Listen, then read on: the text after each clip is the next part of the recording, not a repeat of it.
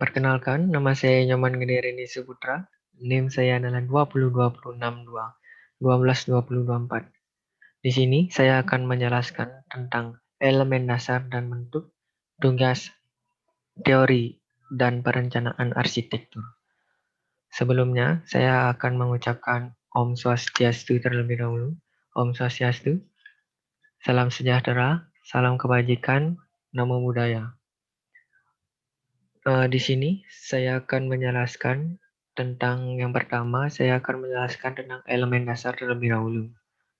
Yang kita ketahui, elemen dasar ada dua, yaitu titik dan garis. Saya akan menjelaskan terlebih dahulu tentang titik. Titik, titik menandakan sebuah posisi di dalam ruang. Secara konseptual, titik tidak memiliki panjang, lebar, maupun kedalaman, dan oleh sebab itu, sifatnya statis dan memusat dan tidak beraturan. Adapun beberapa fungsi dari sebuah titik tersebut sebagai berikut. Yang pertama, sebagai sebuah elemen dasar di dalam perbendaharaan bentuk, sebuah titik dapat digunakan untuk menandai ujung dan pangkal sebuah garis. Yang kedua ada untuk perpotongan dua buah garis. Yang ketiga ada pertemuan garis di sudut sebuah bidang atau volume. Yang keempat ada pusat sebuah bidang. Selanjutnya saya akan menjelaskan tentang garis. Garis, sebuah titik yang dipanjangkan akan menjadi sebuah garis.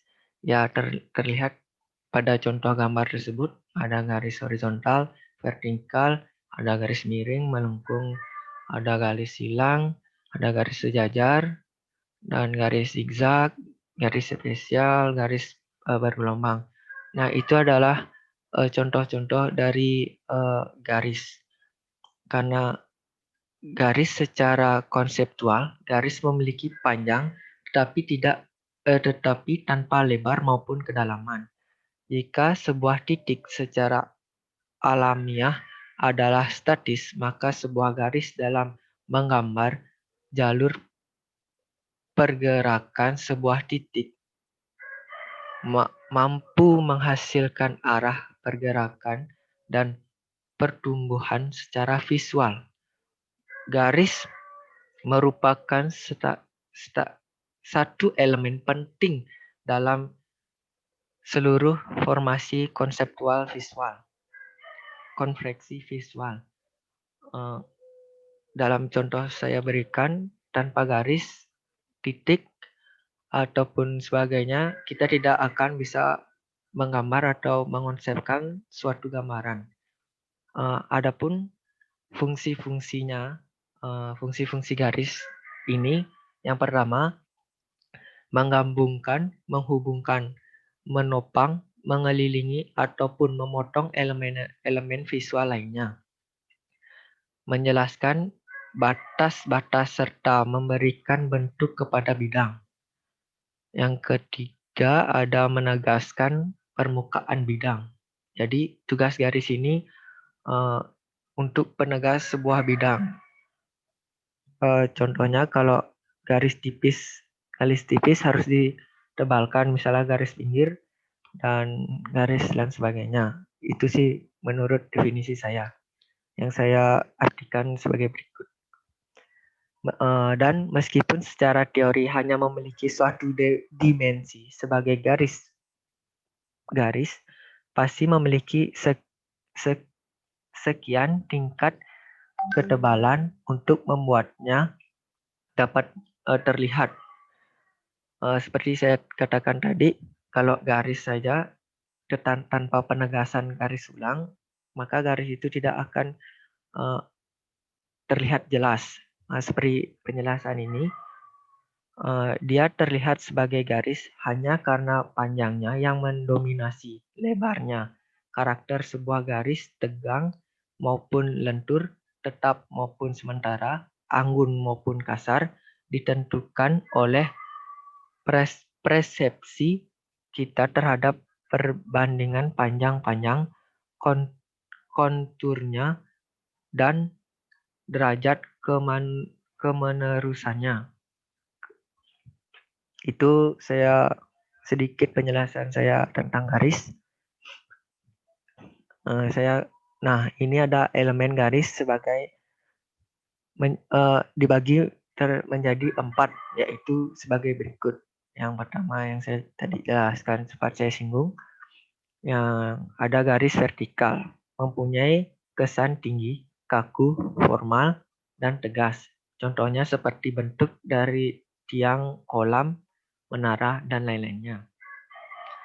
Yang kedua ada garis horizontal, mempunyai kesan lebar, lurus, dan lapang. Contohnya seperti bentuk dari denah. Denah itu bisa berupa bastek yang kita buat dalam suatu gambaran atau lain sebagainya. Yang ketiga ada garis diagonal, mempunyai kesan dinamis dan tidak tenang. Yang keempat ada garis lengkung, memiliki kesan dinamis, lembut, dan gembira. Seperti gambar 4. Dan saya juga pertegas sedikit dengan poin keempat ini tentang apa sih yang dimaksud dengan garis yang lembut. Garis yang lembut itu dibuat hanya satu kali lengkungan aja, tidak berulang-ulang, dan lengkungannya itu tegas. Itu sih menurut saya kalau di poin 4 ini. Nah, yang saya jelaskan tentang bidang sekarang. Bidang secara konseptual, sebuah bidang ditentukan oleh kontur garis yang membentuk batas-batas sebuah bidang. Di dalam arsitektur, bidang didefinisikan sebagai volume 3-dimensional, massa dan ruang. Maka bidang dapat dianggap sebagai sebuah elemen kunci di dalam perbendaharaan arsitektural. Dalam unsur desain, bidang berfungsi sebagai berikut. Yang pertama, pemberi arah atau suasana. Yang kedua, sebagai penerang yang dimaksud sebagai petunjuk arah. Yang ketiga ada pengontrol. Yang keempat ada penutup efektif. Adapun tiga jenis bidang generik dalam desain arsitektural sebagai berikut.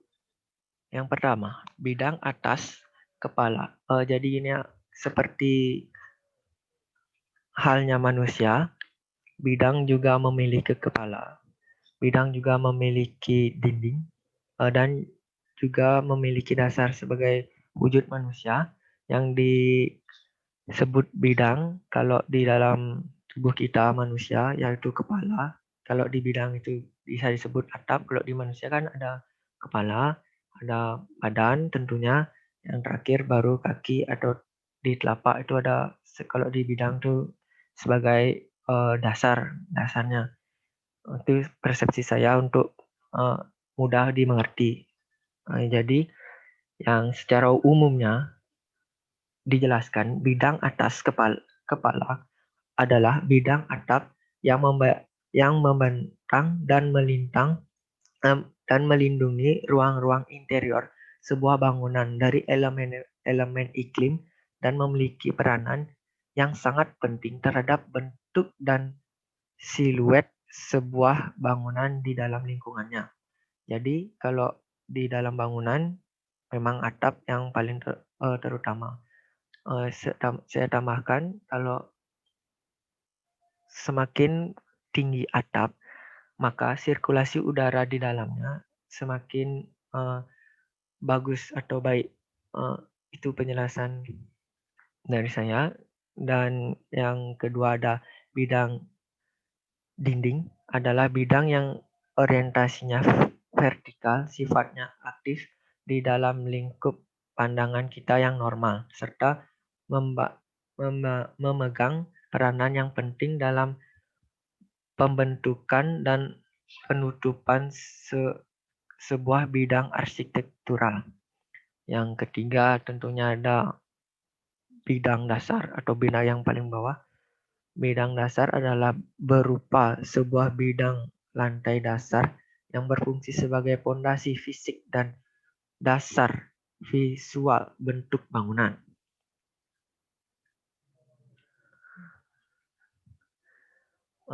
Di dalam bidang juga terdapat volume.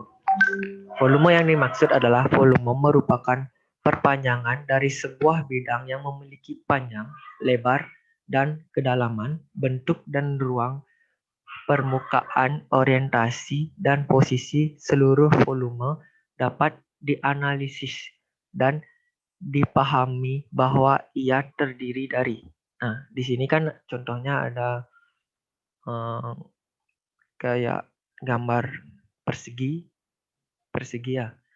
Persegi dari bidang ini terdapat titik, garis, dan bidang. Tentunya titik-titiknya itu ada penggambar garis kan titiknya ada 8 kalau di persegi ya. 8. Inilah poin-poinnya yaitu titik atau vertex tempat beberapa bidang bertemu. Yang kedua adalah garis atau tepi tempat dua bidang bertemu. Yang ketiga adalah bidang atau permukaan yang mendefinisikan batas sebuah volume. Di dalam arsitektur, volume dapat dilihat sebagai suatu bagian dari ruang yang didefinisikan oleh dinding, lantai, dan bidang atap atau bagian suatu kuantitas ruang yang dipindahkan oleh massa sebuah bangunan. Sebagai elemen tiga dimensi di dalam perbendaharaan desain arsitektural, sebuah volume dapat berupa suatu bentuk padat ruang yang digunakan oleh massa atau sebuah lubang ruang yang dikelilingi oleh bidangnya.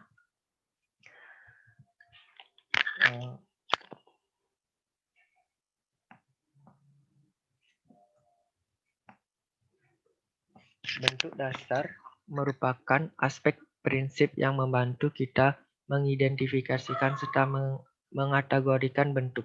Bentuk dasar merujuk pada garis batas khusus sebuah figura bidang atau konfigurasi bidang permukaan. Dari geometri kita mengenal beberapa bentuk dasar yaitu pada contoh gambar lingkaran, segitiga, dan bujur sangkar. Yang saya jelaskan di sini contoh umumnya lingkaran yaitu sebuah bidang yang melengkung di setiap titik yang memiliki jarak yang sama dari sebuah titik pusat di dalam kurva tersebut. Yang ketiga adalah segitiga yang kedua adalah segitiga yaitu sebuah figur bidang yang ditutup oleh tiga sisi dan memiliki tiga buah sudut. Yang ketiga ada bujur sangkar yaitu sebuah figur bidang yang memiliki 4 sisi yang sama panjangnya dan 4 buah sudut tegak lurus.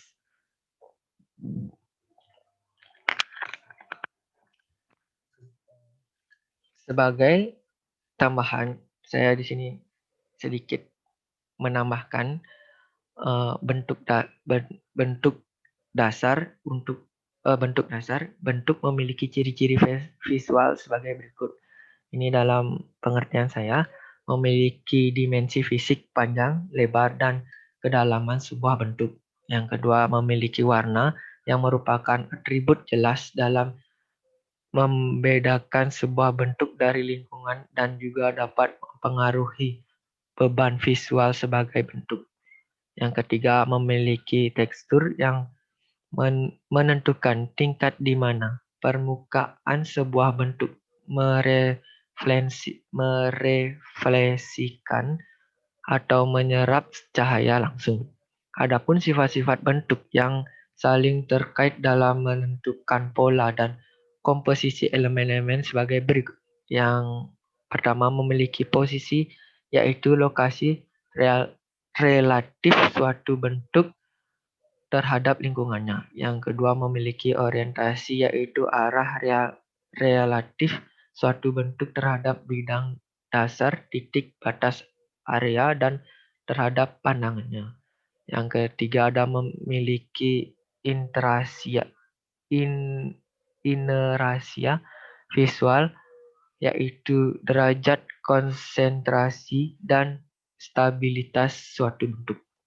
Sifat semua sifat bentuk ini pada kenyataannya dipengaruhi oleh kondisi-kondisi yang mempengaruhi kita dalam melihatnya. Kondisi ini sebagai sebuah perspektif atau sebuah pandang yang berubah menghadirkan bentuk-bentuk dasar maupun aspek suatu bentuk yang berbeda terhadap mata kita. Jarak dari suatu bentuk menentukan ukurannya. Kondisi pencahayaan di mana kita melihat suatu bentuk mempengaruhi kejelasan bentuk dasar dan strukturnya. Area visual yang mengelilingi suatu bentuk mempengaruhi kemampuan kita untuk membaca dan mengidentifikasinya. Sekian penjelasan pengertian elemen dasar dan bentuk dari saya. Bila Anda kesalahan atau kata-kata yang kurang jelas, bisa dipertanyakan. Sekian dari saya. Mohon maaf sekali lagi. Saya ucapkan panganjali umat. Om Swastiastu. Om Santi Santi Santi Om. Terima kasih.